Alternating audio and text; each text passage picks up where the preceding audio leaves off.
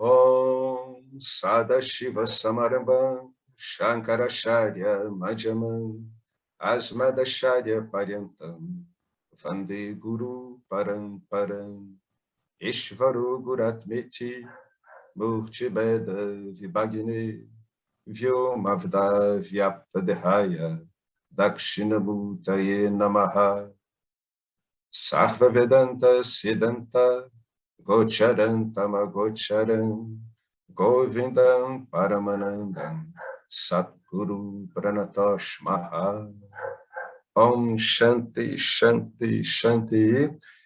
Bem-vindos a mais um encontro sobre os Sutras Devocionais de Narada, um clássico da literatura devocional indiana, mas é um clássico da literatura devocional não dual, depende aí da escola, né? Se é uma escola ortodoxa ou se é uma escola heterodoxa. Aqui nessa escola ortodoxa, os comentários do James deixam bem claro que a gente está tratando de sutras devocionais não duais. É claro que no decorrer disso vão ser contrapostos, né? Vão ser colocados lado a lado o amor não dual e o amor dual. E também a gente vai entender, a gente está entendendo através desses comentários, a importância tremenda de se ter uma personalidade devocional. Ah, mas eu não tenho personalidade devocional. Não tem problema. Você, com uma criação de Ishvara, possui circuitos que adequadamente plugados, conectados, potencializados, usados com booster devocional, vão tornar você um devoto bem contente. Né? Então, é só você chegar e apertar esses botões. Né? No começo, toda vez que você aperta o botão que você não está acostumado, ocorre a gente chamaria de uma reação. É um dispositivo de identificação que naturalmente produz não só inércia, como produz uma contra-reação. Né? É aquilo que a gente fala, Maya é uma ignorância inteligente. Então, você sempre vai ter argumentos. Se você já está devidamente treinado e já está se investigando muito bem, você não vai prestar muita atenção nos argumentos e você vai à prática. Né? Então, naquele Pancha Yagna, né? Que são aqueles 5 ritos obrigatórios, né? Você pode elencar alguns ali, e por mais que o ego ele contrapõe alguma coisa, você vai fazendo. Às vezes, para lidar com o condicionamento, é como se você estivesse lidando com uma criança. A criança está lá esperneando tudo, você vê a mãe puxando ela pela mão. Ainda bem que a mãe é muito mais forte que a criança e sabe muito mais sobre o bem da criança do que a própria criança em geral. Então, ela reboca a criança mesmo. E depois o futuro adulto vai agradecer a mãe por ter cuidado dele, né? Mesmo quando ele apresentava uma personalidade, uma estrutura tão birrenta. É a mesma coisa quando se lida com isso. Algumas práticas devocionais, alguns ritos, eles parecem estranhos, mas então, eles parecem estranhos para quem, né? Então, o que você faz? Você simplesmente vai desempenhando esses ritos, né? Do seu jeito, adaptado para a sua vida. Né? Todos aqui têm vidas mais dinâmicas, né? Nós não somos celibatários, nós não somos sannyasis, no estrito termo da palavra, né?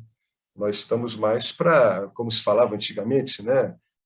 O arrimo de casa ou a dona de casa, né? Mas, na verdade, todos aqui têm que usar esse sistema porque ele se aplica muito bem em qualquer tipo de vida, inclusive numa vida cotidiana dessa.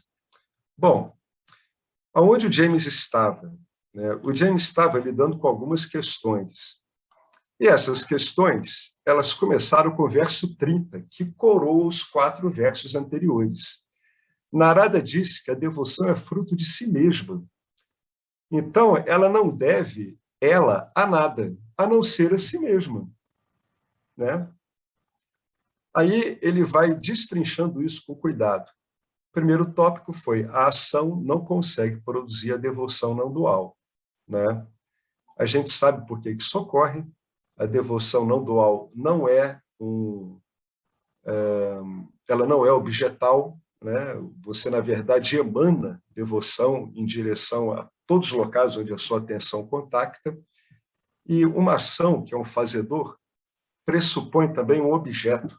Sempre que você ouvir falar de ação, né, entendida pelo jiva como tal, ação de um jiva, então você vai ter uma tríade. Você vai ter a ação em si, o objeto que passa por aquela ação, que sofre aquela ação, e o agente. A gente vê que a devoção não dual ela é o resultado ilimitado. Por quê? Porque ela não está vinculada a objeto nenhum, nem mesmo a uma imagem de Deus, né?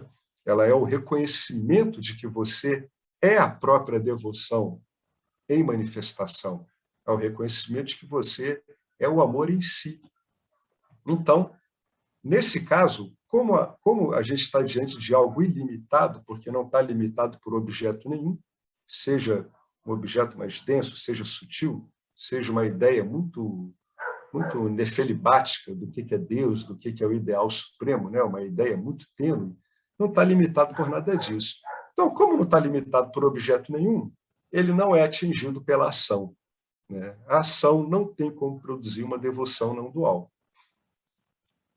né? E o James destrinchou aqui, mostrou que tudo isso, cantar, meditar, orar, não vão produzir o autoconhecimento, porque elas pressupõem um fazedor, né? Então, o fazedor ele trabalha em cima de objetos. Esses objetos estão limitados, né? Eles são entendidos como limitados pelo próprio aparato perceptivo mental do jiva. Ou seja, você define o objeto, é isso que eu estou querendo dizer, né? Isso não tem novidade nenhuma. Quem estuda epistemologia, quem estuda aplicação de estatística, quem estuda filosofia da ciência, sabe que nos métodos científicos a gente define os objetos, né? E na nossa percepção, junto com o trabalho mental, não poderia ser de outra forma, né? Então, o James aqui ele descarta a ação como algo capaz de produzir uma devoção não dual, né? A ação ela é capaz de produzir um estado, né, muito conducente a, por exemplo, você ler uma escritura, você comungar com outros devotos, mas esses estados passam, e devoção não dual não tem como passar, porque não está vinculado a objeto nenhum, né? Então, ele encerra esse tópico, ele fala assim, nesse verso, que é o 30, né, que a gente viu ali em cima, a devoção é fruto de si mesma. Assim, nesse verso, o elo que falta entre a devoção dualista e a devoção não dual é a autoinvestigação. Tá? Agora, veja bem, é um elo, né? Então, é por isso que Krishna diz que esse conhecimento ele deve ser ensinado a pessoas religiosas. O que ele quer dizer com isso? Em termos práticos, pessoas que botaram Deus na equação de suas vidas. Num grau maior ou menor, num grau de maturidade maior ou menor, mas não importa. Tá?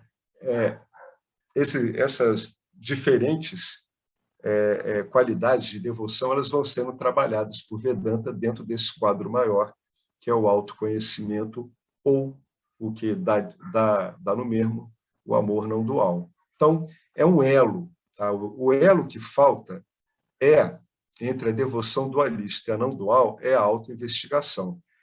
Por quê? Porque, olha só, a devoção dualista é algo que você apresenta em Nietzsche.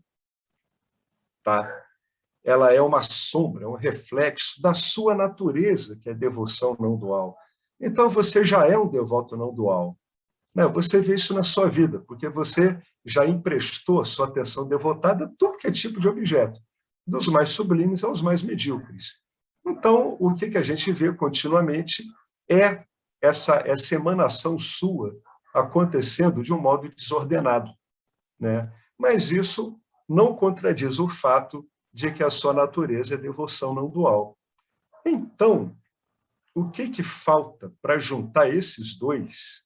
O que seria, em última instância, fazer aquela redução vedântica da devoção dualista na própria não dual, que é a mesma coisa que reduzir Mithya em Satya, é a autoinvestigação.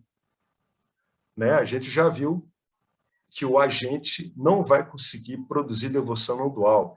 Ele não vai mostrar para si mesmo que ele já é um devoto não dual, só a autoinvestigação.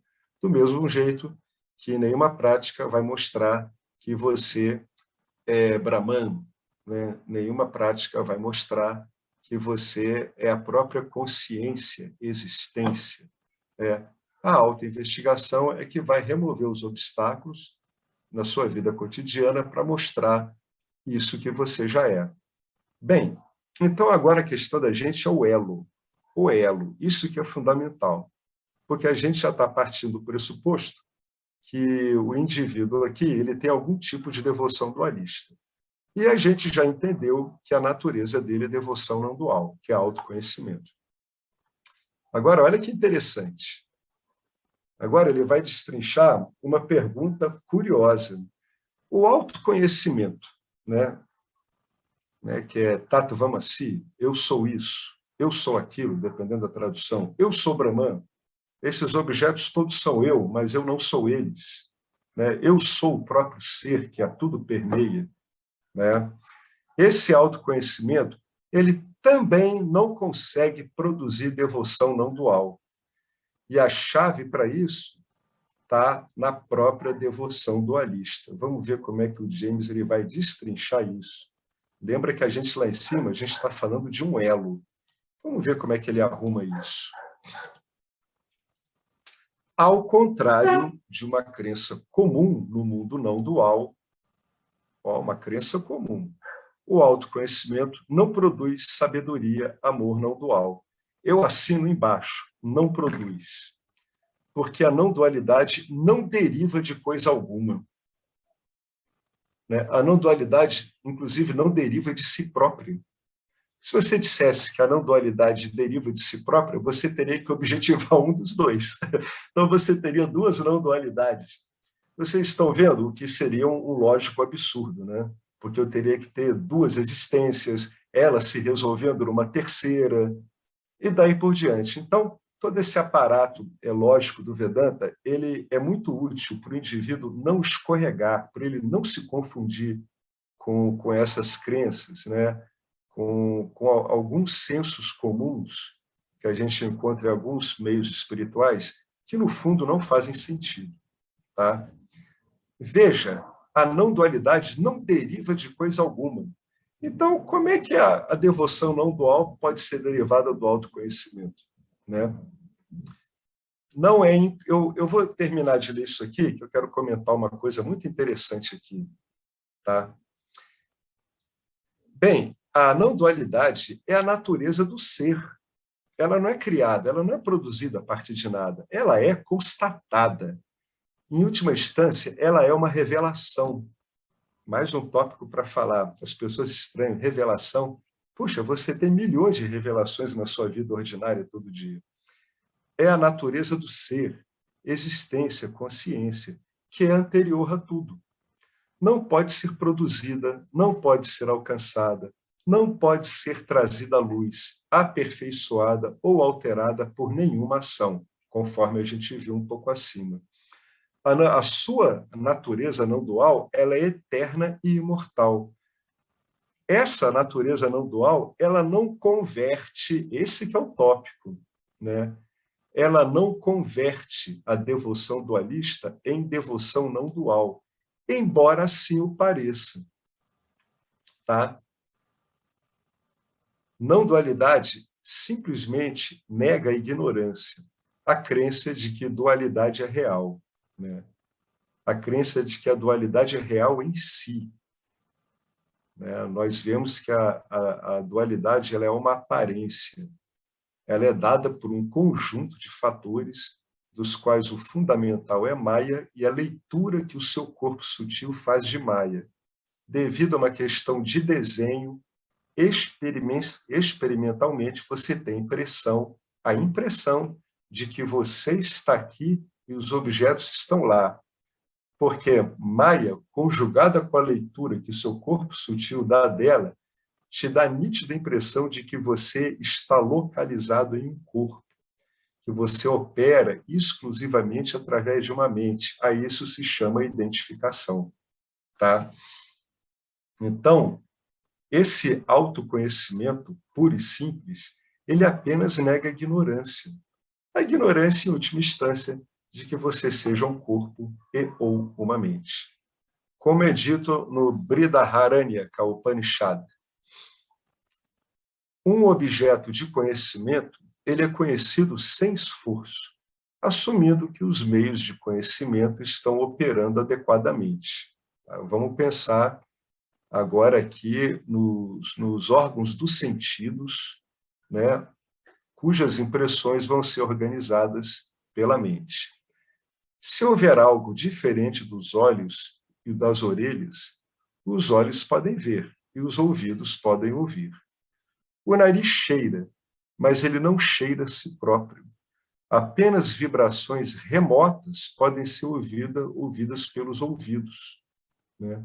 E não o barulho do próprio ouvido. A palavra falada é um produto da fala. Somente se os pensamentos forem diferentes dos seus objetos é que é possível pensar. A compreensão também é possível somente se o objeto a ser compreendido for diferente do entendimento de uma pessoa. Vou ler de novo. Somente se os pensamentos forem diferentes de seus objetos é possível pensar. E olha que interessante, o Vedanta ele prova, né, em algumas escrituras, dentre elas o Panchadasi, que os pensamentos que você tem sobre os objetos não têm como seus objetos. Os seus pensamentos, né, as suas impressões sensoriais, elas decorrem de propriedades dos elementos que constituem os objetos, mas não o objeto em si. O objeto em si, em última instância, como um absoluto, ele é indefinível, ele não tem realidade em si. Então, na verdade, quando eu estou falando de objeto, eu estou falando do pensamento, né? Não existe um pensamento que seja igual ao objeto que ele esteja descrevendo. Ele vai descrever aspectos, impressões, né, propriedades dos elementos, mas você não tem como ter um pensamento que represente integralmente um objeto. Os seus pensamentos, ao lidar com o objeto, vão estar sempre lidando com facetas desse objeto. E essas facetas, elas vão acontecer devido ao foco da sua atenção num aspecto específico do objeto. Vamos destrinchar essa fala complicada numa coisa simples. Você olha a palma da sua mão, né? Você olha a palma da sua mão. Aí você diz, eu estou vendo a palma da minha mão. Tá, mas se eu inclinar um pouco a minha mão, eu vou estar olhando a palma da minha mão de um ângulo diferente, que eu não estava olhando antes. E agora eu vou estar vendo aspectos que eu não estava vendo antes. Aí você vai me dizer assim, mas eu sei como é que é a palma da mão. Você sabe como é a palma da mão por uso de um pensamento, que agora virou memória. É o pensamento que virou memória quando você olhou para a sua mão de frente. Agora você virou ela de lado. Olha, é uma outra imagem, né? Eu, no fundo, não consigo apanhar esse objeto e definir totalmente pelos meus pensamentos. Eu sempre posso mexer com os objetos de modo que eles apresentem aspectos diferentes, né? E a cada aspecto vai ter um pensamento. Essa é a razão pela qual o Vedanta tem uma metodologia tão ampla. Por que ele tem uma metodologia tão ampla? Porque ele está lidando com uma categoria de pensamentos sutis que temos sobre nós mesmos. E ele lida com isso de diferentes enfoques. Então, o Vedanta é um sistema de pensamento que está lidando com o objeto, que é o seu sistema de pensamento. Então, ele dá inúmeras entradas nesse sistema aonde você puder ter dúvida e obstáculos. É assim que a coisa funciona. Mas nunca se consegue definir com clareza como é a sua visão total de mundo. Entendeu? A gente sempre vai pegando aspectos, né? Isso também não é novo. De novo, a epistemologia sabe disso. A filosofia da ciência sabe. Quem estuda a ontologia do ser sabe isso também. Isso já era falado pelos filósofos gregos. Então, somente se os pensamentos forem diferentes dos seus objetos é possível pensar, né? E, do mesmo modo, a compreensão também ela é possível somente se o objeto a ser compreendido for diferente do entendimento de uma pessoa. É por isso que existem tantos entendimentos variados, né, acerca de um assunto. né? Um assunto comum aos givas, alta de preços, né? O amor incondicional da mãe pelos filhos, né? Crianças problemáticas, né? Flutuações climáticas, os avanços da ciência, não importa, né? Cada pessoa dessa tem um entendimento. Esse entendimento é um objeto, né?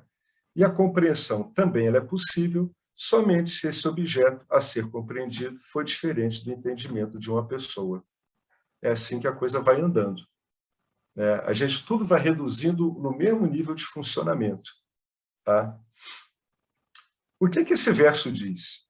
Que a devoção dualista experienciada no início da busca é, na verdade, uma devoção não dual, porque não há dois tipos de amor. Amor é amor. Quando você ama o objeto, você realmente está amando o amor, né? Você está amando a si mesmo o tempo todo. Quando você não sabe quem você ama a si mesmo através dos objetos. Aí você leva um drible de Maia e acha que você ama o objeto. Isso é uma tolice. Senão, aquele objeto iria te satisfazer o tempo todo e iria satisfazer qualquer outra pessoa igualmente, né? Quando você sabe quem você é e você vê que você é amor não dual, o amor emana de você, você ama o amor que você é. Sempre foi assim. Em qualquer hipótese, você está sempre amando você mesmo, seja de uma forma ignorante ou de uma forma realizada, né? Quando você ama o objeto, você realmente ama o amor, porque o objeto invoca o amor que você é, né? Se o amor estivesse no objeto, o mesmo objeto daria amor a todos, mas a gente sabe que não é assim que acontece. O amor não dual se parece com a devoção dualista, porque o devoto é ignorante da sua verdadeira natureza, exatamente o que nós comentamos. Se você construir uma parede no centro de uma sala, você não vai dividir o espaço, porque o espaço permeia a parede, assim como permeia a sala. Tanto a sala quanto o espaço, quanto a parede existem no espaço. Se você derrubar a parede, o espaço não vai reaparecer, porque ele não foi removido quando você construiu a parede anteriormente. O devoto não se torna Íshvara. Olha que coisa interessante. O devoto é Íshvara o tempo todo. O devoto se reporta a Íshvara como algo distante dele, porque ele está se identificando com o corpo e mente. Por isso que ele se reporta a Íshvara, como se ele fosse um corpo e mente, um jiva, se devotando a Íshvara. Tudo isso decorre da identificação errônea, né? Quem é que retira a identificação errônea? Só a autoinvestigação. Antes da gente continuar, eu vou comentar uma coisa aqui. Isso que ele botou é bem no começo ali, ó. Ali está o subtítulo. O autoconhecimento também não consegue produzir devoção não dual. Existe, de fato, uma crença comum no mundo não dual de que o autoconhecimento ele vai produzir amor não dual, tá? Isso não acontece assim. Quem anda nesses meios durante muito tempo repara que pessoas que não têm uma devoção bem desenvolvida, elas descrevem o autoconhecimento como se fosse um vazio. Se elas estiverem bem orientadas, elas vão entender que esse vazio é mais um objeto que elas estão vendo. Por quê? Porque ele não está preenchido, ainda não foi reconhecido que tudo isso está preenchido com o amor que o autoinvestigador viu que ele é.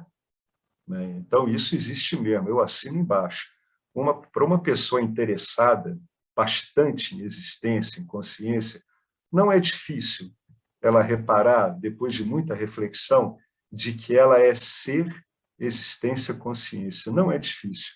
No entanto, dizer que ela é amor não dual já demandaria um outro tipo de qualificação, que é o que o Krishna fala no Bhagavad Gita. Esse ensinamento ele deve ser mostrado a pessoas devotas, a pessoas religiosas, né? Se a devoção da pessoa ainda é uma devoção de barganha, o Vedanta vai dar meios para mudar isso. Se já é uma devoção caminhando para a impessoalidade, o Vedanta vai aproveitar isso, vai aprimorar vai aprimorar no que diz respeito, no que interessa, né? Esse é um engano muito comum. A pessoa tem que ter muito cuidado, porque muitas vezes ela sabe de que ela é consciência, de que ela é existência, ela sabe que a existência tem que ser uma só. Você prova por lógica que só pode haver uma existência, senão eu teria que reduzir as aparentes existências do objeto a uma existência comum, sempre, senão esses objetos não poderiam interagir uns com os outros, não é? Mas muitas vezes a pessoa saca isso e ela não fica plena dessa autoconfiança, dessa amorosidade, dessa paz, porque ela não desenvolveu a dualidade dela, o amor dual dela, ou ela não aperfeiçoou ele conforme o Vedanta preconiza. Tá? Isso é uma coisa que é muito importante, que só ficou clara para mim depois do Vedanta, que eu fiquei com muitas dúvidas ao longo dos anos com isso, né?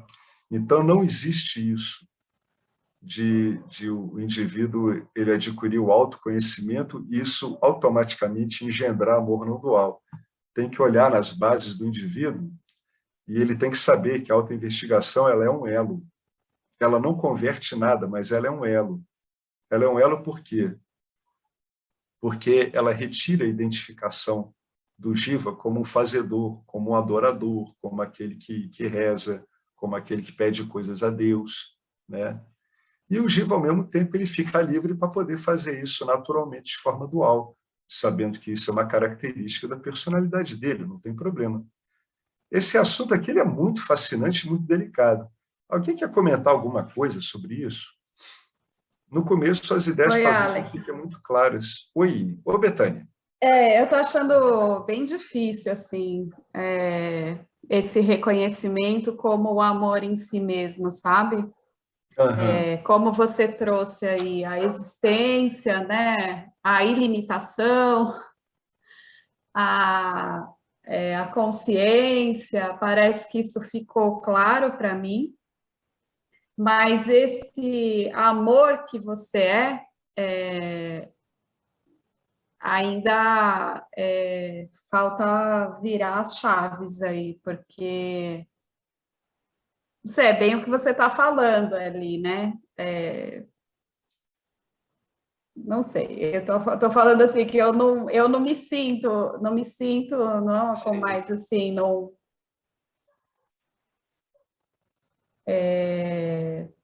Eu sei que quando eu amo um objeto, eu estou amando a mim mesmo, mas me ver como esse amor é difícil. Aham. É como É, se eu sei, mas não consigo me ver muito como esse amor. o que acontece, né? Eu vou te sugerir uma sondagem, né? Como é que você vai sondar? Essa é uma sugestão, né? Você experimenta durante algum tempo e vê se faz sentido. Foca na relação entre você e Ishvara, né? Que é o Nirguna, é o Saguna Brahman, né? É o Brahman com gunas, né? Dá uma olhada com detalhes em Ishvara, no material que você tem sobre Ishvara e na relação do devoto com Ishvara. Desde aquela relação mais de barganha, né, até a relação mais impessoal. Dá uma pesquisada nisso. E se você encontrar um aspecto que te incomoda demais, é um bom começo. Se incomodar demais, demais, demais, dá uma contornada para que a coisa não fique dura, porque havia aspectos dessa minha relação com o Ishvara que incomodavam tanto que eu tive que aprender a meio que tomar sopa pelas beiradas, sabe? E como o Ishvara é muito bom, ele te dá recursos para que você não se prejudique nele, porque são ideias que nós temos, né? Então, o próprio campo ele te dá recursos para que as suas ideias não entrem no excesso de conflito em relação ao que o campo apresenta como devoção.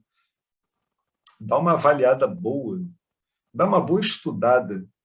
Tem aquele livro, O Valor dos Valores, do Dayananda, é bom. Tem textos do Dayananda sobre Ishvara no grupo. Vale a pena você se deter Tem um livro demoradamente. que eu tenho aqui, talvez vou ler então ele de novo, Ishvara em Sua Vida, que é do Dayananda. Isso. Boa.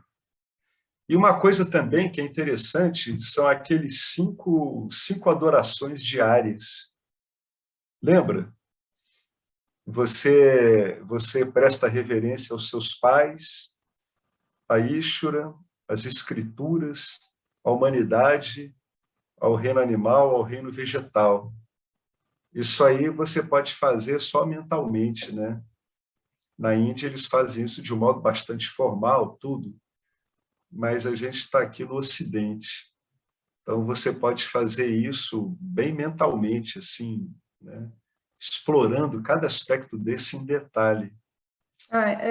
Talvez seja isso mesmo, Alex, porque eu fui católica a vida inteira, né? Uhum.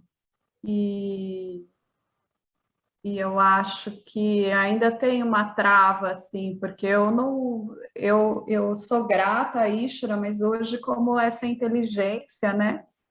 Então eu Uhum. vejo as conexões de tudo, assim, mas eu não me coloco em essas adorações para Ishvara com imagens e com, enfim, posso trabalhar nisso mesmo. Tem umas sugestões no Bhagavad Gita, né? Aquele que me oferece uma folha, uma água, uma fruta, uma flor, né? Basta isso. Então, já está batendo a crença, a Vassana aqui, porque já quando eu ouço essas coisas, eu falo, mas isso não faz sentido algum para Isso, mim. ótimo, Tá aí, já vi ótimo. aqui o incômodo, né? Então, tá vendo? É o mesmo incômodo que eu Interessante. tinha. É o mesmo que eu tinha. Inclusive, Betânia, uma época, eu li o Bhagavad Gita uns 10, 12 anos atrás, eu tentei fazer essa adoração, mas sem compreensão, a coisa não funcionou, né? Ela esbarrou nas ideias que eu tinha, né? Do que é adorar, do que é Deus. No fundo, Ishvara também, como ele é representado pelo Vedanta, não tem como deixar de ser um símbolo, né? Se bem que na vida prática ele não funciona como símbolo, né? Mas a gente começa arrumando esse tipo de relação, porque isso é uma relação, a gente começa arrumando, trocando símbolos que a gente tem por outros mais adequados, né? Mas você sempre vai encontrar, pelo menos no começo, uma determinada reserva, que é dada pelo condicionamento. Da Isso Vassana, é, sim. isso é espontâneo do sistema, isso não é uma coisa pessoal sua. Você não é privilegiada com essa reatividade. Todos nós somos, né? Eu passei por isso por um bom tempo, até começar a trocar ela e ver que ela funciona bem. Então, aí é necessário É uma certa interessante insistência. isso, né? Porque até a minha Vassana me permitiu falar assim, pula essa etapa, porque é a totalidade, então você não precisa fazer nada disso, né? E a própria Uhum. Vassana diz, pula É, isso aí, né? Entende? Como uma justificativa, né? De é, tipo, eu vou olhar para a Ishvara como o todo, enfim, agradecer a totalidade e todas essas coisas, mas talvez seja aí um caminho também para olhar para esse amor aí em devoção. dá uma explorada. A outra coisa que pode ser muito útil é você selecionar uns objetos muito bem feitos. O que é um objeto muito bem feito? Uma flor é um objeto muito bem feito, uma árvore, um ser humano, um talento magistral é um objeto muito bem feito, né? Você admirar um grande corredor, né? Um grande atleta, um grande artista, um grande cientista. Todos esses estão refletindo, né? Esse cuidado com a perfeição de Ishvara. Você repara bem, você mora numa casa que tem muitas plantas, né? Então, você pode treinar e olhar as plantas em detalhes e ver como aquilo ali é tudo muito bem feito. E tem uma coisa muito interessante nessas criações da natureza, como a gente chama, que é associar uma funcionalidade espetacular com uma estética muito bacana, né? É o que fascina o ser humano, né? Ele vê, puxa, como a natureza tem coisa extremamente linda, né? E com uma funcionalidade incrível. Uma grande maioria das coisas. É claro que você vai ver uma hiena, um bando de hienas despedaçando um animal numa savana, não é um começo apropriado, né? Você vai ver coisas ali que não tem nada de legais, né? Ou ver, por exemplo, um peixe abissal, né? Com um formato esquisito, uns olhos enormes, os dentes saindo para fora da boca. Então, você tem que dar uns dribles. Você vai dando uns dribles em maia. É assim mesmo, é um jogo, cara, porque o drible que se leva desse poder delusório, ele é muito forte. Então, tem que ter recursos para driblar ele. Depois de um tempo, você vai começar a admirar até as coisas que você diz que são feias, estranhas, né? Elas vão vir com uma admiração diferente, né? Uma admiração de todo, de elo, de cadeias. Para você ter uma ideia, olha que coisa interessante. A minha mulher, ela já foi mestre xamã por um bom tempo. Ela me dizia uma coisa muito interessante. Ela dizia que quando um animal come o outro, para o xamanismo, não é uma luta pela sobrevivência, é que as características daquele animal, né, inclusive características etéricas, estão sendo incorporadas pelo animal que está devorando ele. Então, não é um fim, aquilo é uma transmissão de característica. Olha que coisa interessante, cara. Né? Aí um dia eu fiz uma pergunta para um rapaz que ele me ensinava Brima, que é alguns exercícios de origem sufi, são muito bons. Ele disse que era tudo muito fácil de ver. Aí eu disse para ele assim, mas resta dúvidas. Por exemplo, eu vejo um monte de cachorros selvagens correndo atrás de um gnu na África, como eu já vi muito documentário. No final, eles cansam o bicho e devoram o bicho vivo. Aí eu falei, o que é isso? Aí ele disse, isso é luta pela sobrevivência. Aí eu falei assim, sim, sob um determinado ponto de vista. Então, eu teria que estar muito certo de que eu sei como o cachorro lida com tudo, eu tenho que estar muito certo de como o gnu lida com tudo. O que eu estava dizendo para ele? Que era uma impossibilidade dizer que aquilo era apenas uma luta pela sobrevivência. Não, não dá para dizer isso. Olha essa interpretação dos xamãs, né? Não, características daquele espírito estão sendo absorvidos por um outro tipo de espírito. Olha que coisa interessante, né? Então, você acaba vendo as coisas de um outro modo mesmo. Mas no começo é legal reparar esse esmero, como as coisas são feitas, né? Átomos, cores, né? Jogos de sombras, luzes. É tipo um bhava, né? Uma contemplação maravilhada, assim. Como é que as coisas podem ser tão bem feitas e tão funcionais, né? E tão bonitas? Porque na grande maioria das vezes é muito bonito, né? Existe uma beleza muito grande. Então, fica essas sugestões aí de exploração, né? De sondagem. Né? De repente, você tem uma bagagem devocional que precisa de um determinado ajuste, mas essa bagagem está aí, que você foi criada como católica. Né? O Novo Testamento ele é um livro bastante devocional, né? Ele tem muito autoconhecimento e ele também é muito devocional. Né? No fundo, você sabe o que ocorre, Betânia? É uma coisa que eu vejo que é muito comum. O Jiva, o ser humano, ele tem uma certa dificuldade inerente ao programa de aceitar que ele é dependente de Ishvara, de que ele tem uma filiação com Ishvara. Ora, isso, de um ponto de vista mais racional, não teria problema nenhum. Você reconhece que os mares, né, têm filiação com Ishvara, é o próprio Ishvara manifesto. O Jiva tem filiação com Ishvara, é a própria modulação Jiva de Ishvara. Isso, racionalmente, não tem problema nenhum. Mas quando a gente começa a contemplar isso, vem naturalmente uma carga do condicionamento, porque o condicionamento, ele primeiro se assume como uma entidade separada, né? Uma entidade isolada que tem que resolver os assuntos dela com a vida.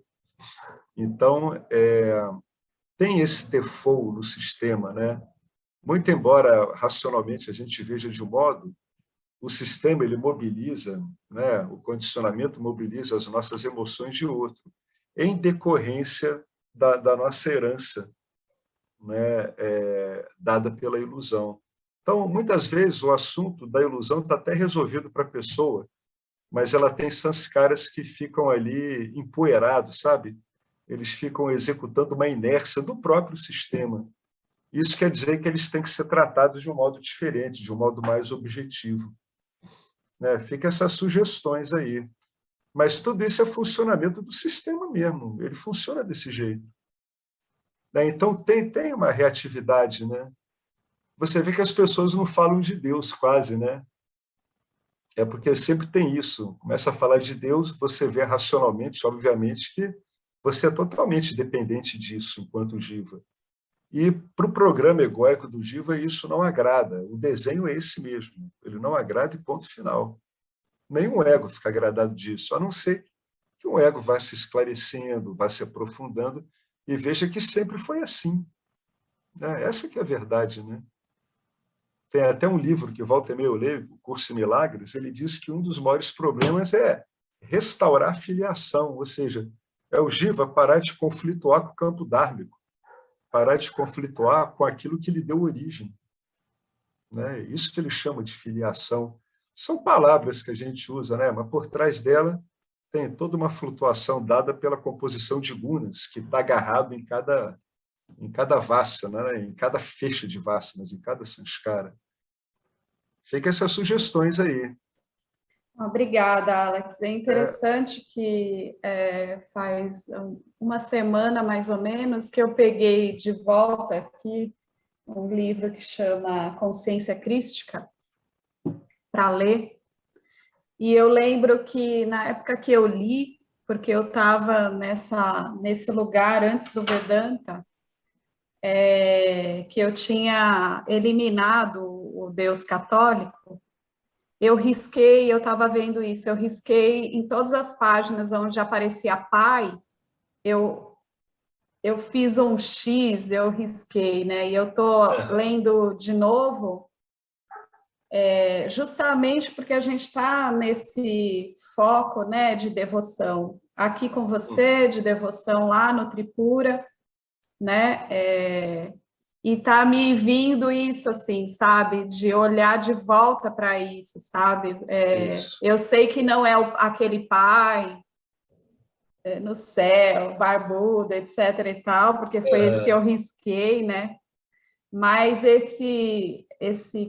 sempre que é colocado o Senhor, o Lorde, me dá algo assim que eu faço, tipo, e aí eu falo, pô, o Lorde é a totalidade, é a inteligência pura, eu já imediatamente substituo, né? Mas é uma vassana mesmo. Então, eu acho que esse caminho de olhar para Ishvara, né, ver o que incomoda mesmo, olhar para isso que você falou agora, isso imite a tudo, né? O Jiva, a filiação com o Ishvara, é algo que ainda é um elo aí, vamos dizer aí, é um elo. É bacana, Bertânia, dá uma boa explorada nisso. Esses riscos que você botou no pai são as pegadas de suas vássanas. Então, tá fácil seguir isso. Né? Não é uma vássana que está oculta ainda, né? Ela está fácil de ver. Aí você tem que ver como é que você vai lidar com isso. Esse que é o bacana, né? Para cada um é de um jeito. Fica esse monte de sugestão, né? Mas a gente vai testando, vai ver como é que a coisa vai andando. Né? Bacana, excelente pergunta. É uma pergunta que eu acredito que ou é comum a muitos ou já fez parte, né, da composição aí de vacinas de várias pessoas. né? É o que o cara colocou aqui embaixo, o James.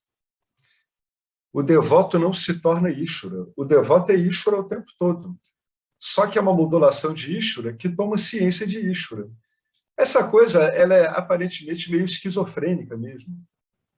Até que ela seja resolvida, é uma espécie de esquizofrenia, né? É Ishvara tomando ciência de Ishvara numa forma adequada para isso. Enquanto isso não fica pacificado, gera realmente uma cisão, né? Um conflito na personalidade do ser humano. Quantos mitos descritos, né, por tantas lendas, tantas epopeias, tantas mitologias estão baseados nisso, né? No conflito do ser humano com a vida em si. Essa era a base do conflito entre os gregos e seus deuses, né? Que eles viviam às turras com os próprios deuses, né? E eram deuses caprichosos. Esses deuses refletiam, né, as paixões humanas e como elas atrapalham o ser humano consigo mesmo. Mas esse dilema ele existe o tempo todo. Então, de novo, né, ele não é específico a nenhum de nós, né? Ele é geral, ele é do sistema. O sistema gera esse default, né? Ele gera esse desvio padrão que fica hábito nos jivas. Ele tem esse desvio, né? Alguém quer acrescentar alguma coisa mais? Esse é um tópico muito interessante e muito controverso para um ocidental, né? O indiano ele fica nisso e não resolve, em geral, né? Ele fica nessa adoração a Ishvara de alguma forma e dificilmente vai para a autoinvestigação. O ocidental ele acaba atropelando essa relação com Ishvara e ele compreende e executa perfeitamente a autoinvestigação. Mas aí ele fica numa pendência com o campo. Então ele tem que reolhar o campo, porque o campo é ele manifesto também, né? Só que num outro atributo, né? Numa outra configuração chamada Ishvara. Aí, evidentemente, vai ter uma hierarquia, né? Antes da Betânia vir à vida, o Alex, ou a Estela, Ishvara já estava aí, já tendo produzido dezenas e dezenas de bilhões de seres humanos ao longo de muitos milhares de anos, né? Produção em massa mesmo, gente. Eu sou... É espiritualidade massiva, é uma linha de produção gigantesca, imemorial, irrefreável, né? É bem interessante. O devoto não se torna Ishvara. O devoto sempre foi Ishvara o tempo todo, né? Aí ele vai entrar em outro tópico, né, controverso aqui. Bem-aventurança é amor. Amor é bem-aventurança e ódio é amor, né? Às vezes a gente comenta aqui, né, que você só consegue compreender o ódio se o pano de fundo for amor. Várias histórias, né, clássicas aí de terror tem isso, né? Você gera monstros a partir o quê? De um amor não vivido, de um amor bloqueado, de um amor não amadurecido. Drácula é isso, né? A esposa dele achava que ele tinha morrido. Olha que coisa interessante. A esposa dele recebeu a notícia que ele tinha morrido em combate com os turcos, né?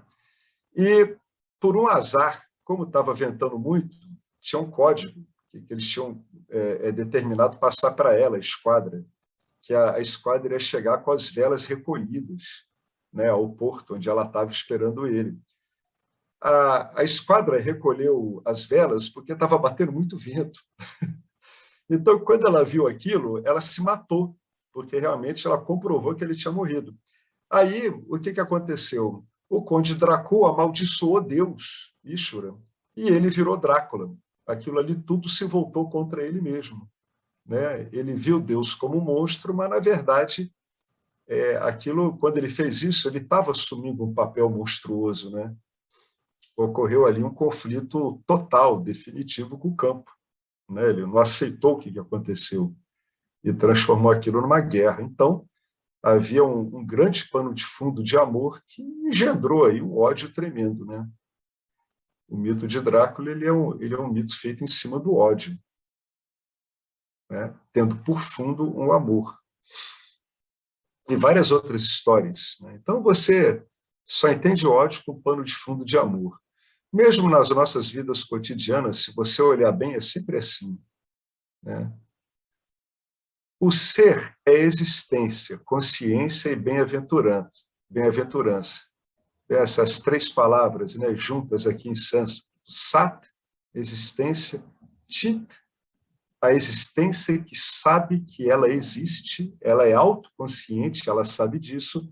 E o Ananda, que é essa bem-aventurança de existir sabendo-se consciente de si mesmo. No fundo é isso, né?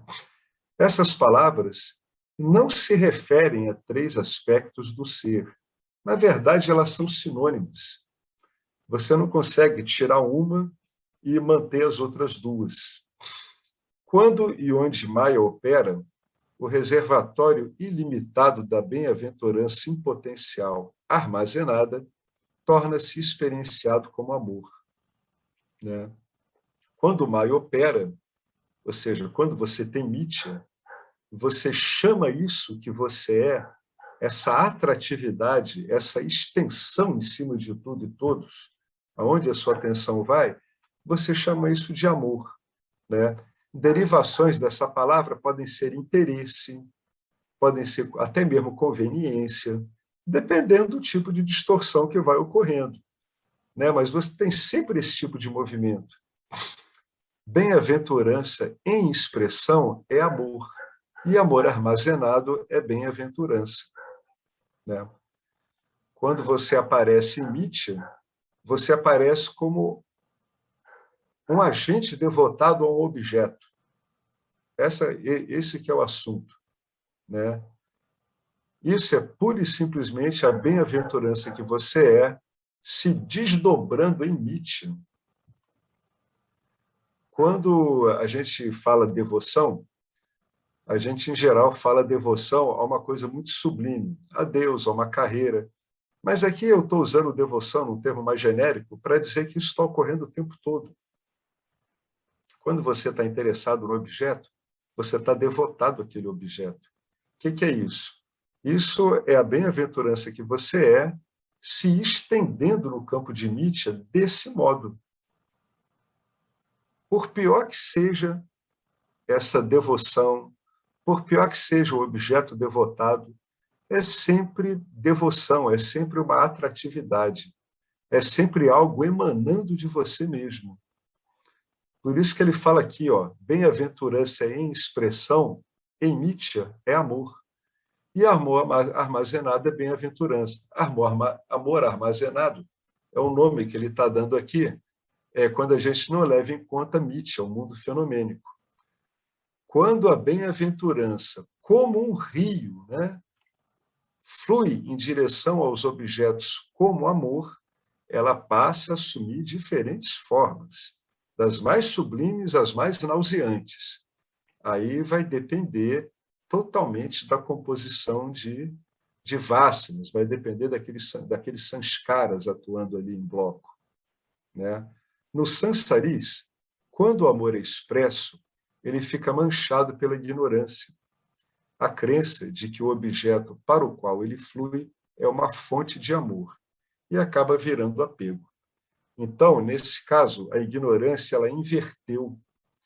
Ela aparentemente retira do jiva o manancial de amor que ele é e faz o jiva crer de que são os objetos que o atraem, né? Por quê? Porque eles são a fonte do amor que ele está querendo. Ele se sente atraído. E aí isso acaba virando apego. Então, é como se o apego fosse uma sombra mal resolvida do amor, dado pela ignorância. Agora, a gente vai ter uma outra consequência pior ainda. Quando o fluxo de amor em direção a um objeto é obstruído, principalmente quando tem apego, aí isso vira ódio mesmo.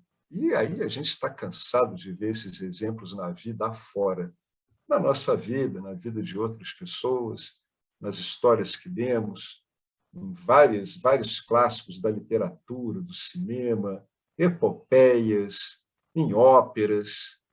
É generalizado isso, essa obstrução do apego, né, que já é o amor que você passando por um truque, né, passando por uma inversão, devido aos poderes de ocultação e projeção dos gunas, ocorre essa inversão.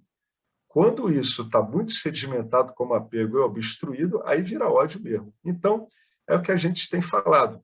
Você não consegue, no fundo, situar o ódio sem um pano de fundo de amor. Não tem como, é impossível. O fundamento básico é o amor.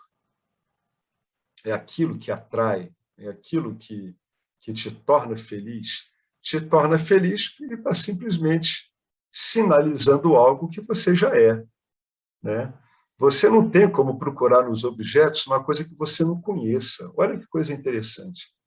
Todo mundo procura nos objetos da vida, sejam objetos densos ou não, amor, alegria. Como é que você pode procurar uma coisa se você não sabe o que ela é? Você já sabe disso. Do âmago do seu ser, você sabe isso. Só que devido a esse truque, todas as consequências que existem, né, a gente acaba entrando nessas formas de amor contaminados por vírus, né, de várias naturezas. Aí. É como se o nosso programa de amor tivesse contaminado por malware o tempo todo, quando entra, né, quando entra no ambiente assim, de informática, no ambiente de navegação. Né?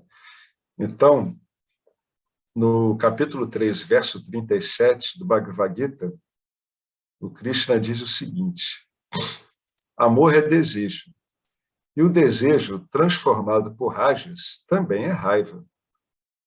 Então, veja como por trás do desejo eu tenho amor. Por trás da raiva eu tenho que ter desejo.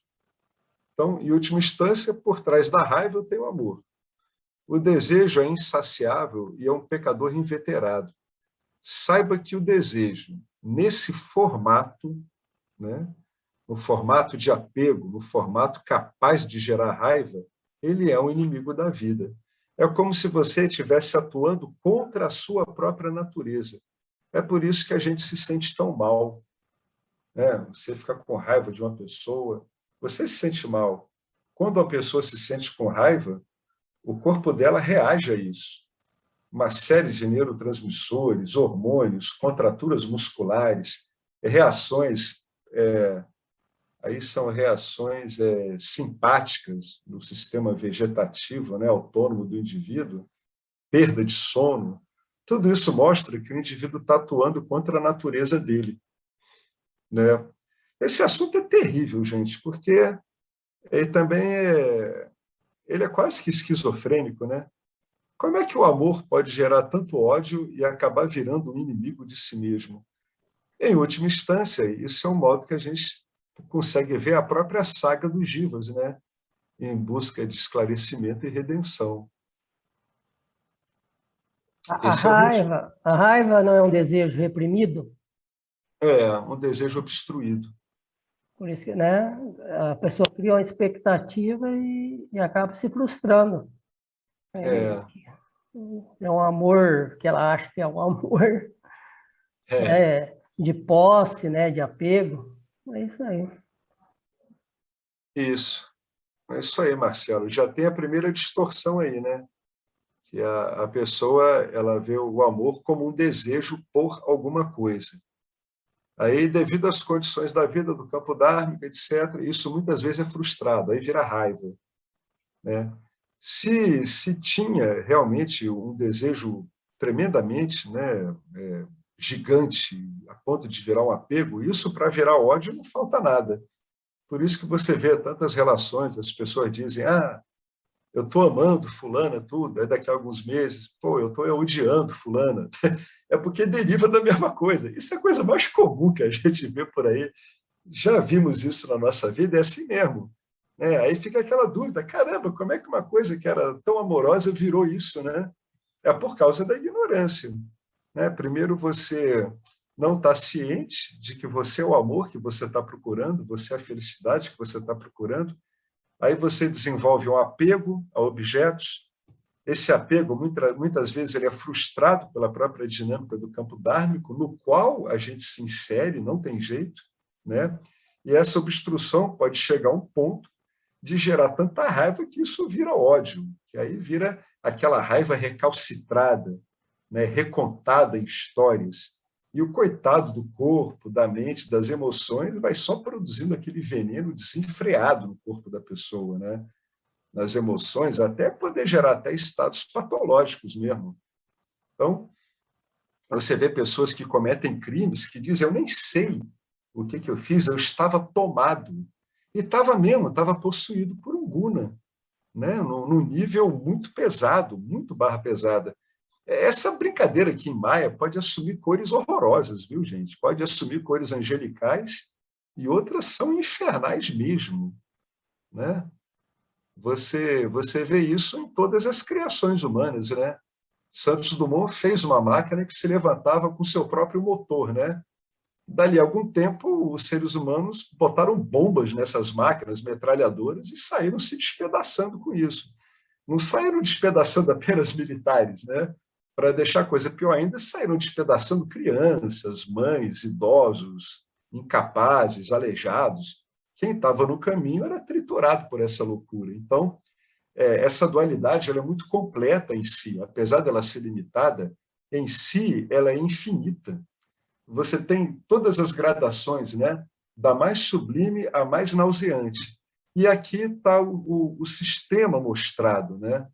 A mais sublime é aquela que reflete essa bem-aventurança que nós somos, o amor que nós somos, do modo mais adequado, como se aquela situação fosse um espelho bastante fiel à nossa natureza.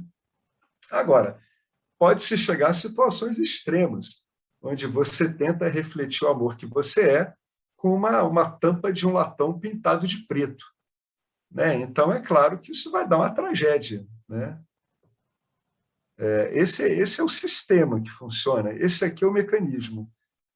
Algumas pessoas ficam embaraçadas com isso, mas a gente já sabe, né, que o funcionamento do Jivas ele é um funcionamento bastante mecânico, muito embora essa incrível coloração que é dada, né, pelas vasanas, pelos sanskaras, pelas suas inúmeras gradações, mas a gente tem que saber que esse aspecto terrível, né, ele está explicado aqui, né? É quando ele se torna o inimigo da vida. Quando o desejo ele fica obstruído assim e vira raiva, ele pode virar a pior coisa da vida. Aí o Buda às vezes dizia, olha, o problema é o desejo. Dá para entender no contexto que ele usava, né? O desejo não observado, né? O desejo não compreendido, o desejo vinculante, é isso que ele queria dizer. Né? Cuidado com os seus desejos. Em geral, os desejos são vinculativos, eles geram problemas. Né? Mas eu acho essa forma como Krishna botou aqui bastante elucidativa. Ela mostra como é que o ser humano vai dos píncaros das dimensões celestiais até os infernos mais horrorosos, na mesma dimensão de manifestação. É incrível isso. Embora uma mãe ame seu filho, ela fica irritada quando a criança não segue suas instruções. Todas as emoções negativas, a inveja, por exemplo, são amor em fluxo. É duro, né, ouvir isso. Por mais poluída que seja, a água pode ser purificada e tornada potável. Quando o amor pelos objetos é purificado pelo autoconhecimento, ou seja, o que é o amor pelos objetos ser purificado pelo autoconhecimento? Eu não vou responder, não. Eu vou ler tudo isso aqui e eu gostaria muito que alguém respondesse. Quando o amor pelos objetos é purificado pelo autoconhecimento, ele se torna compaixão, torna-se empatia, afeição e devoção sem desejos por Deus. Torna-se um grande poder moral. Todos nós temos amor, porque amor é bem-aventurança e bem-aventurança é a natureza do ser que sempre fomos. Né? Por que o amor pelos objetos é purificado pelo autoconhecimento? Se eu tivesse apostando aqui uma maravilhosa garrafa de vinho, ou uma incrível refeição no restaurante, já estaria um monte de gente querendo responder. Porque o objeto, pelo autoconhecimento, ele não é mais o objeto, né? Não dual, não há dualidade, não há sujeito e objeto. Então, o que vai fazer? Vai ter que virar empatia, né? Vai ter que virar essa compaixão por si mesmo, né? Exatamente. Ganhei a garrafa? Ganhou a garrafa, mas como você não bebe, eu vou beber sozinho. Não, a garrafa, você dá a garrafa para ela e o líquido é para você. Então eu faço o seguinte, eu te dou a garrafa, aí você fica guardado com ela. Aí uma hora, quando o pessoal se reunir, você apresenta a sua garrafa de vinho que você ganhou. No seminário em Alto Paraíso. No seminário. Então, é isso aí, Betânia. Em última instância, o autoconhecimento, ele mostra que os objetos em si não são depositários de amor, não são repositórios de amor, quer dizer, eles não são containers de amor. Então, o meu amor pelos objetos ele é purificado, né? Eu não estou mais vinculado a eles, né? Eu entendi que eles não têm realidade em si mesmos, né? O que conta aqui sou eu, por isso que ele é purificado, né? Quando isso ocorre, juntamente com o Karma Yoga, depois de um tempo você começa a ter esse efeito. No campo dármico, você começa a ficar cada vez mais compassivo, empático, com afeição e devoção. E primeiro você acaba, como a Betânia falou, você acaba ficando compassivo e empático a você mesmo. Nossa, isso é uma rendição a essa personalidade que só leva a coice de si mesma. Até que você entra no autoconhecimento, a personalidade parece que está cercada numa estrebaria feita por ela mesma. Ela desfere coice para tudo que é lado em cima dela. É uma coisa terrível. É terrível. Quando o autoconhecimento purifica a nossa relação com os objetos, o primeiro objeto que começa a entrar no nosso rol de sentimentos legais é nós mesmos. A gente vê, caramba, o Jiva ele é limitado mesmo. Né? Quando o ser humano se dá conta de que, no fundo, ele é um robô, aí, ao mesmo tempo, ele percebe que ele não tem como ser um robô. Mas ele está associado a esse robô, então ele vai tratar esse robô do melhor modo possível, né? Por pura compreensão da verdadeira natureza do campo dármico e de si mesmo, né? É dito que uma pessoa só consegue manifestar compaixão, empatia e afeição pelos outros se ela manifesta isso com ela mesma. É claro que não é uma compaixão leniente, permissiva. Não, né? Você vai estar sempre vendo que o seu Jiva ele pode render bem, ele pode se colocar de um modo melhor, né? Mas isso vai ser tudo por compreensão. É como se... É o que se diz, né? Nos ciclos espirituais, em geral, disse que o inimigo é a mente. No fundo é isso, o inimigo é o ego, o inimigo é a mente.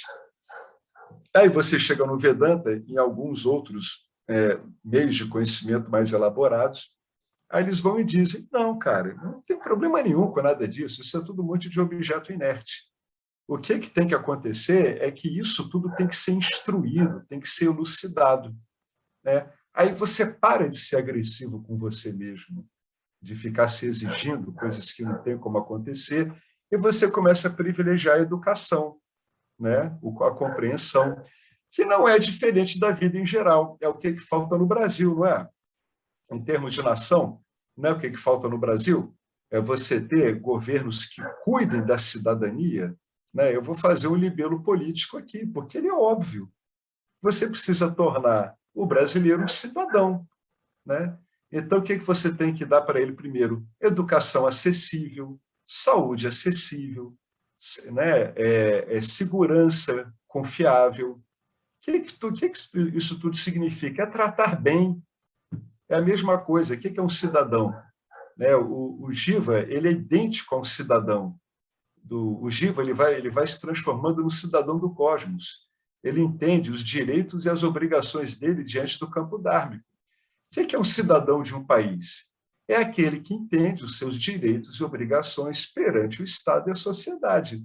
É assim que uma sociedade vai para frente, é assim que um Jiva deixa de se ver como esse indivíduo limitado e cheio de problemas. É a mesma coisa, do mesmo jeito que é no micro, é no macro. Né? Então, a gente sempre troca os conflitos, o quê? Por orientação, por compreensão, fazendo que aquele corpo-mente, né, entenda que, ao mesmo tempo que ele tem prerrogativas, ele também tem papéis a cumprir. Às vezes, é muito comum, em alguns meios espirituais, a pessoa diz assim, você é o ser, você não precisa fazer nada. O que, em geral, é interpretado como um drible que você vai dar nas suas obrigações kármicas, né, com o campo dármico. Né? Isso é um voleio que é rapidamente apanhado por uma mente mais, né, atenta, e ela vê que isso é meramente um artifício. Né? Não é isso. Autoconhecimento não pode ter uma implicação dessa, pelo contrário. Né? Quanto mais aprofundado o seu autoconhecimento, mais você entende o papel do seu Jiva. E mais ele executa esse papel de bom grado, né, com boa compreensão. Né? Então, a gente sempre vê o conhecimento invertendo essas polaridades. Né? Quando o amor pelos objetos ele é purificado pelo autoconhecimento, ou seja, você não vê mais os objetos como algo fora de você, algo que tem algo que você não tenha, isso vai se tornando compaixão, empatia, afeição, devoção sem desejos por Deus.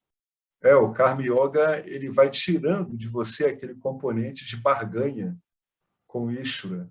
E o autoconhecimento mostra que aquele monte de objetos não tem como lhe dar aquilo que você já é. Então, isso reserva ao indivíduo um grande poder moral, é muita fibra moral, dá uma profunda resiliência, né, ao devoto. É o que Jesus dizia, né? Não erguei vossa casa em areias, né? Erguei em cima de rochas. É isso aqui que ele está querendo dizer. Né? Jesus era não dualista total, só que ele tinha que se expressar sempre com uma linguagem dual, dadas as limitações da época. Né? E, às vezes, era uma linguagem bem restrita. Todos nós temos amor, óbvio, porque o amor é bem-aventurança e a bem-aventurança é a natureza do ser. A devoção dualista ela é um amor motivado. Tá? Ele tem algumas prerrogativas, por mais altruísta que seja. Não é o amor puro. O amor puro ele é sem motivações. Devotos dualistas não querem o Lorde, não querem Deus. Eles querem, isso sim, que Deus lhes dê algum objeto. Para libertar o amor da atração por objetos, é preciso converter as emoções em devoção. Desta forma, a devoção dualista se torna devoção não dual. O amor é o meio e o amor é o fim. Olha que lindo isso aqui. Então, voltando para aquilo que a Betânia tinha comentado, está vendo, Betânia? O mecanismo fundamental é converter as emoções da gente, que elas são algo flutuantes, em devoção. Esse aí que é o macete. A devoção, como ela uniformiza o seu amor dual, né? Ele faz com que ele não fique pingando de objeto a objeto. Eu sou um devoto assumido de Deus. Isso quer dizer que a única coisa que interessa para as minhas emoções é Deus. A pessoa acha muito estranho quando ela ouve isso. Quando ela começa a se fixar demais nisso e meditar nisso o tempo todo, ela vê que, como num passe de mágica, realmente as emoções dela, outrora flutuantes, encontraram um rio unidirecionado em direção a um ponto só. Então, como é que você sabe que isso está dando certo? Quando as suas emoções vão flutuando menos e elas acabam sendo mais direcionadas por uma devoção unidirecionada a Deus. Isso no campo dual. A gente está falando de uma coisa muito bacana aqui, a gente está falando a gente não está anulando Nitya em relação a Satya, A gente está ressignificando a devoção dual em Mitya em termos de sati. Por isso que eu sempre volto àquele aspecto, né? Você vê grandes iluminados, vamos falar assim, o professor Arlindo não gosta dessa palavra, eu entendo ele perfeitamente. Grandes autorrealizados, como Dayananda, Timayananda, Shankaracharya, Jesus, Ramana Maharishi, Nisargadatta Maharaj, todos esses caras eram tremendos devotos. Aí você entende o que aconteceu com o cara, você fala, tá, entendi. Né? Uma coisa está acompanhando a outra. Né? Seria Bedananda também, uma coisa acompanha a outra. A gente sabe que Mitya, que é o ambiente do Jiva, não está oposto a Satya. Né? O Satya é intocada por Mitya, e Mitya se resolve em Satya. Então, a devoção não dual não se contrapõe à devoção dual. Ela não se contrapõe, ela pode ser vivida simultaneamente, de modo consciente, e como algo inerente, natural à expressão do Jiva, quando se sabe ser no campo dármico. Né? Ô, Alex, Oi. então, né, me vem aqui, assim, ali na minha prática que eu vou incorporar, das imagens, da flor, etc., né, no qual a gente vê essa afiliação com Ishvara, e que isso é uma devoção dualística, né, eu posso incorporar ao mesmo tempo, porque já que eu tenho conhecimento, né, também a devoção não dual ao mesmo tempo, né, porque eu posso trazer essa flor, essa perfeição de Ishvara, nessa manifestação em Mitya, né, que é Ishvara e que tem essa filiação de Ishvara, e que, na sua natureza, é o ser que é não dual, né? Então, eu posso juntar essas duas devoções ali quando eu for fazer essa prática em Mitya, né? Porque com esse entendimento, né, do Vedanta, que para mim tudo é o ser, eu consigo daí adequar o Jiva a essa devoção, né? Não sei Sim, se faz sentido. Porque sim.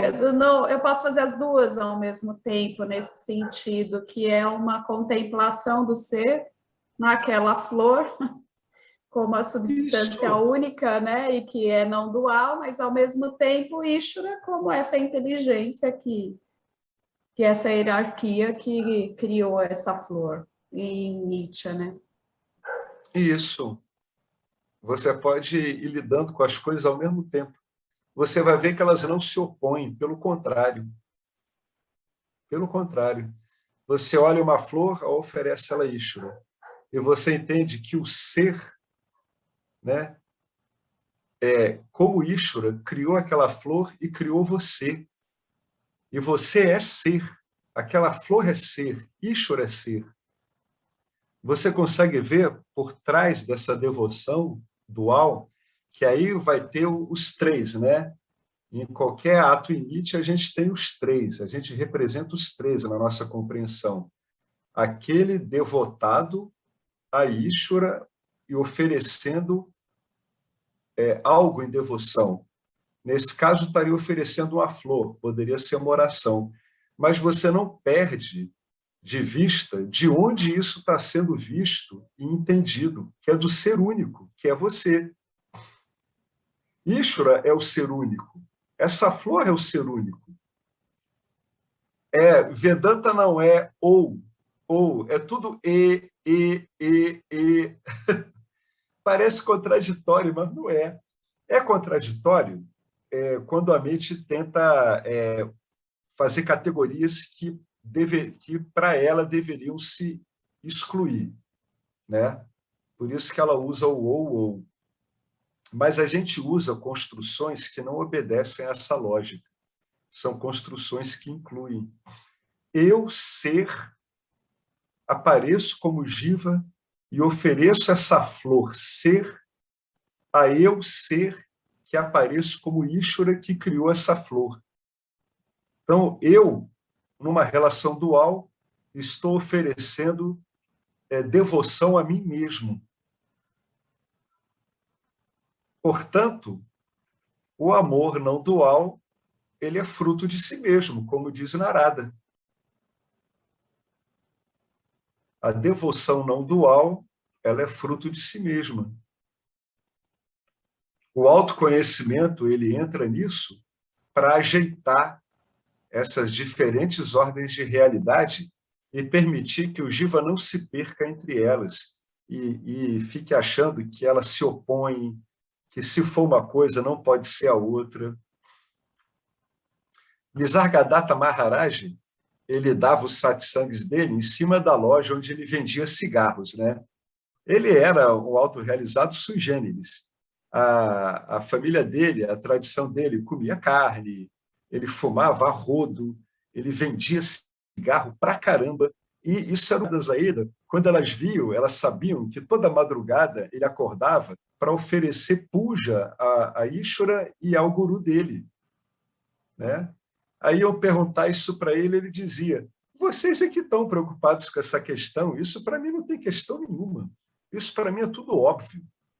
Eu não estou opondo nada, oferecendo puja para o meu guru e para Ishvara, diante da não dualidade que eu descobri. As pessoas não entendiam nada, mas para ele a coisa estava muito bem resolvida, né? Então, nossa, como é que aquele cara faz isso? Aí ele vai lá, oferece flores, mas ele não é um Gnani.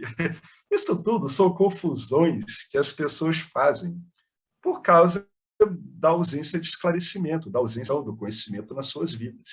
Quando elas vão aplicando e compreendendo, essas atitudes não têm contraposição nenhuma, pelo contrário, elas são muito bonitas, isso sim, né?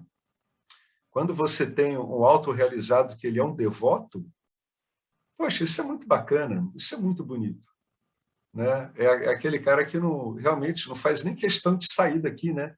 Ah, eu quero me libertar, não quero nunca mais ver isso aqui. Não, ele já não está mais vendo nada disso. Ele só vê ser e vê o ser aparecendo como esse monte de coisas, né? Inclusive ele mesmo, inclusive a devoção dele, inclusive o objeto devotado, que é Ishvara. É muito bacana. Por isso que ele escreve aqui, ó, devoção dualista é amor motivado. Não é o amor puro, o qual é sem motivações. Aqui só cabe um pequenino esclarecimento, porque tem devotos que são devotos consumados. São devotos que estão interessados apenas em Deus, tá? É quando o devoto ele só está interessado em Ishvara, mas ele ainda não entendeu que ele sempre foi Ishvara. Isso é um devoto dual consumado. Ele não está interessado em nada de Ishvara, ele só quer Ishvara. Rumi era assim, aquele famoso sufi persa, né? Ele era assim, ele só queria saber de Alá, né? Ele chamava do amado, o amado, o amado, só queria saber do amado o tempo todo, né? Então, muitas vezes, a devoção dualista ela culmina nisso, numa devoção dual, onde a única vontade, né? E, na verdade, o James está certo, é uma motivação, né? A única vontade do devoto é ter o tempo todo Alá com ele. Era o caso de Papaji, né? Que queria ter Krishna o tempo todo com ele. Aí Ramana fez aquela brincadeira. Que Deus é esse que às vezes está com você e outras vezes não está, né? Ramana brincou com as projeções de Papaji, né? Ele fez uma piada, ele fez uma piada bem humorada com o Papaji. Disse: olha, que Deus é esse que você está vendo aí nas suas ideias, que às vezes está com você, outras vezes não está. É um Deus que não é onisciente, né? Não é onipotente, não é onipresente. Que Deus diferente é esse? Né? Aí Papaji foi entendendo aonde se situava isso, né? Então, a devoção dualista é amor motivado. É verdade, mesmo quando é de um devoto dual consumado, que só quer Deus, né? Não é o amor puro, o qual não tem motivações, porque o devoto se encontrou como ser, e ele se encontrou com uma própria modulação de Ishvara também no manifesto. Ishvara, o próprio ser que ele é, né, passa a ser um objeto adorado conscientemente. O devoto não dual, ele, devido ao autoconhecimento dele, ele não perde de vista, né, que ele está objetivando, a partir do ponto de vista do ser, o devoto dual que ele é em adoração a um objeto criador chamado Ishvara. Olha que coisa interessante isso, hein? Nossa, se essas escolas heterodoxas veem a gente falando isso, a gente é levado para um exílio aí numa ilha solitária e fica lá só comendo peixe e ovo de gaivota. Né? Isso aqui que a gente está colocando aqui é a própria antítese, né? Da ideia de que realmente você tem o espírito como um princípio e a matéria como outro princípio. Né? É a própria antítese disso. Devotos dualistas não querem o Lorde. Né? Eles querem que o Lorde lhes dê algum objeto, tá? Inclusive o próprio Lorde. Para libertar o amor da atração por objetos, é preciso converter as emoções em devoção. Né? Olha que interessante. A primeira coisa que a pessoa faz para lidar com a atração por objetos é ficar ciente pelo autoconhecimento do que ela é. Então, ela perde o encanto por objetos. Agora, então, ela vai ter um repositório de emoções que ela vai trabalhando através das práticas devocionais formais até que as emoções dela sejam convertidas em devoção. Como a gente viu aqui no Vedanta, o caminho que a gente faz ele não é degrau por degrau, né? Às vezes você está num ponto e você vê que você tem que olhar um ponto que você deixou para trás. Mas não precisa se preocupar com isso, porque esses pontos vão aparecendo.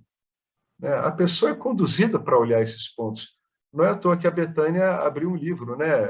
A Consciência Crística, né? O Amor Crístico. Ela foi lá e viu aquele livro. Ela, por que eu estou olhando esse livro de novo? É porque o campo, o Ishvara, está te jogando para você olhar aquilo. Olha, está faltando você fazer as pazes comigo. É isso que ele está dizendo.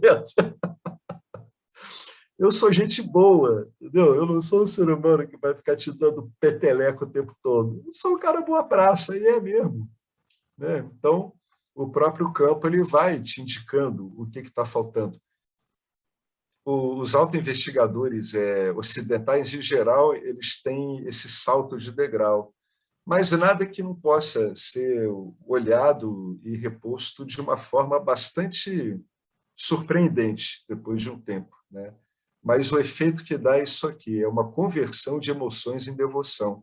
Aquele monte de emoções que ficavam flutuando com seus pensamentos coligados começam cada vez a ficar mais parecidos como aquele estado que o Swami Paramarthananda descreve, que é um fluxo contínuo de pensamentos em relação ao ser e Ishvara, né?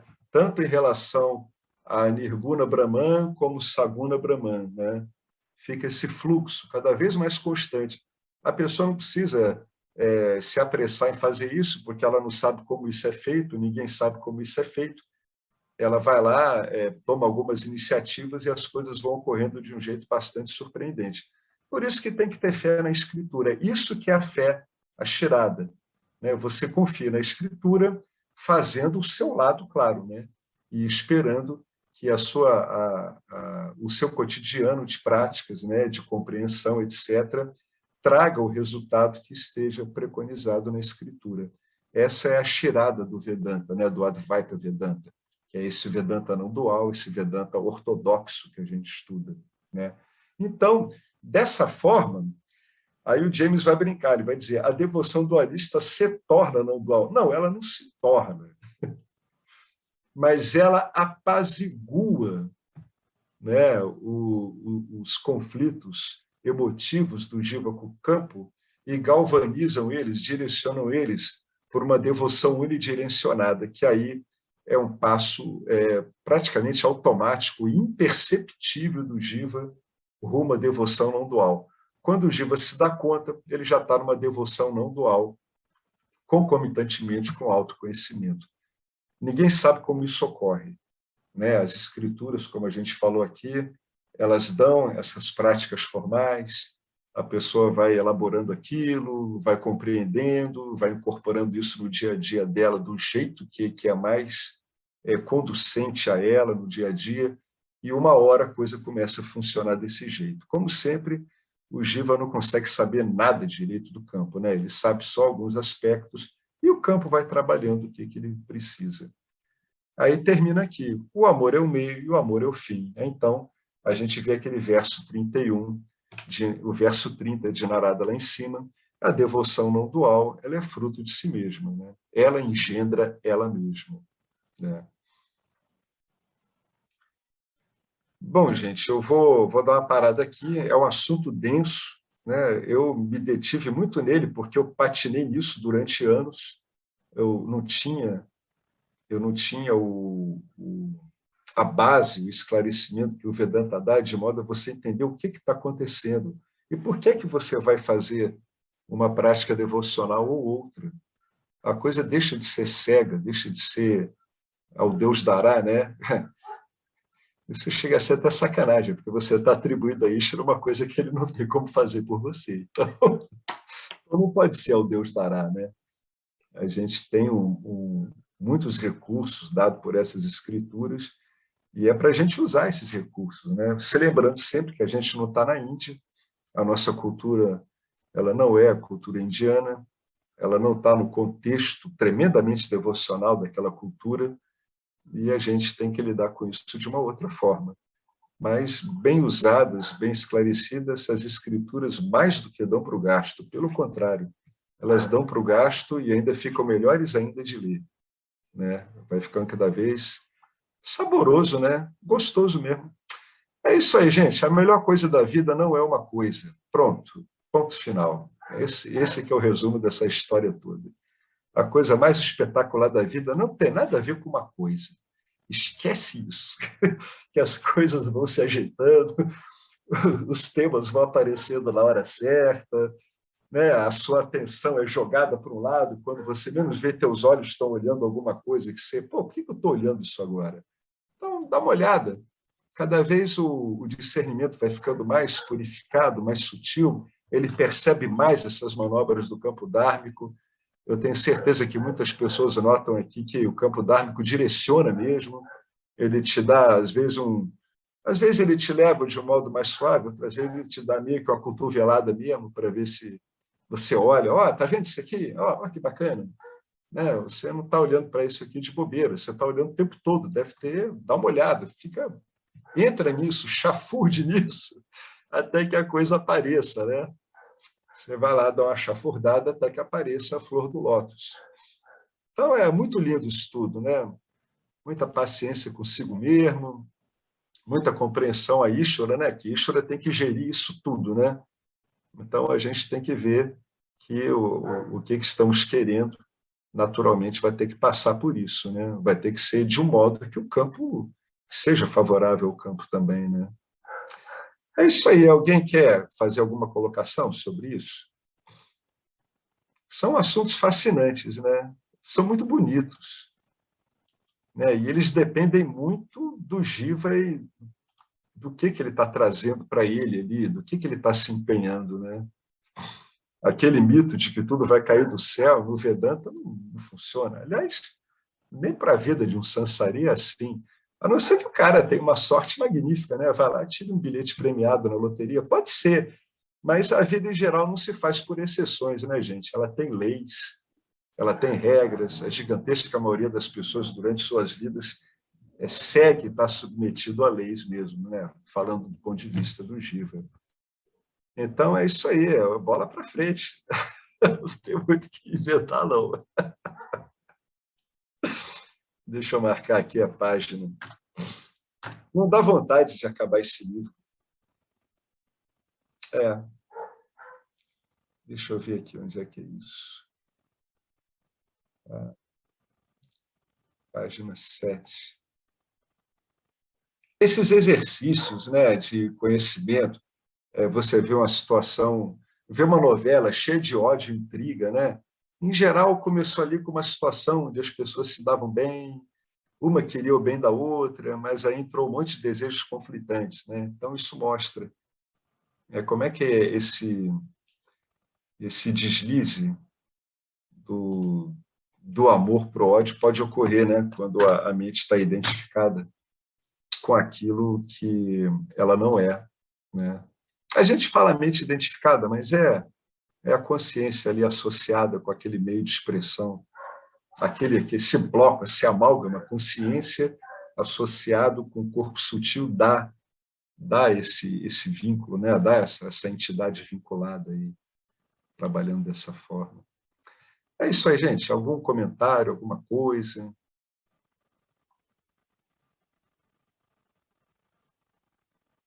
Bom, então, que contemplemos tudo isso longamente durante a semana, como deve ser.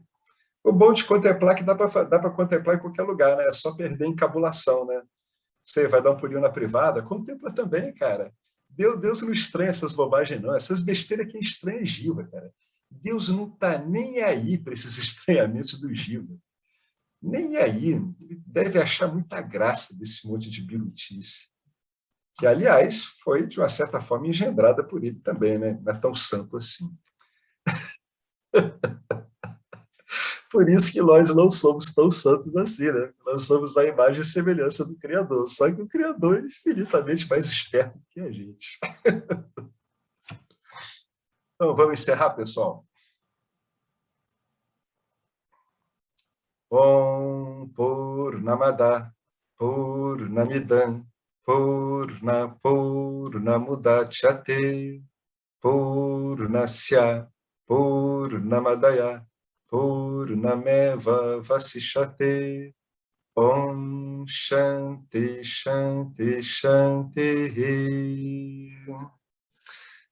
Gratidão a Ishvara, gratidão ao Vedanta, gratidão a toda essa linhagem extraordinária de professores e alunos. Gratidão a nós mesmos por estarmos aqui. E é isso mesmo, só o que resta é gratidão mesmo. Falou, gente. Até a próxima. Sábado tem aí o Tripura, um outro livro devocional muito lindo. Aliás, Betânia, esse capítulo que a Maleca fala sobre Ishvara com o rei dela é fantástico. É muito lindo esse capítulo. É muito bacana. É isso aí, a gente se encontra no Tripura no sábado.